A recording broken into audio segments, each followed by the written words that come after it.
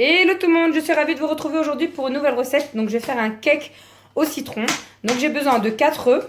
Je vais prendre 3 citrons que je vais presser, de la levure chimique, 200 g de farine, à peu près 120 g de sucre. Là j'ai 50 g de beurre fondu. De toute façon je vais tout vous mettre la recette en bas de la barre d'outils. Donc il ne faudra pas hésiter à la consulter. Donc juste en dessous de la vidéo, normalement vous avez tous les ingrédients. Donc on est parti, je vais presser les citrons et je vais battre les œufs avec le sucre.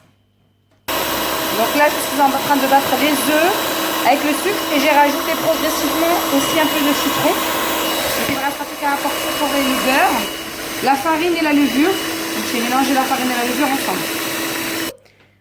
Oui, là on verse tout le beurre. Et ensuite, on vient battre. On continue à rebattre. Donc, je vais vous épargner le son. Et donc là, je viens rajouter progressivement, petit à petit. Donc là, je mets un petit peu de farine avec de la levure. Et je vais me remettre à battre.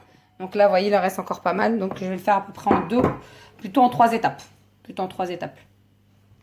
Donc, la recette est enfin terminée. Donc là, je vais venir badigeonner mon nouveau moule avec un petit peu d'huile, légèrement, pour pas que ça colle.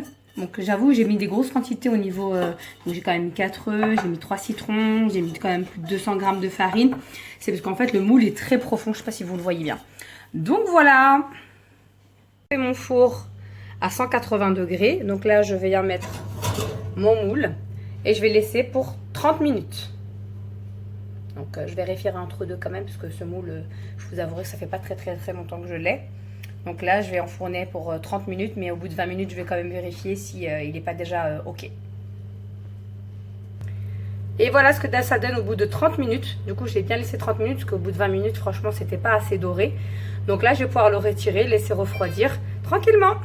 Voilà mon gâteau enfin prêt à être dégusté. Donc je le saupoudre légèrement de sucre glace.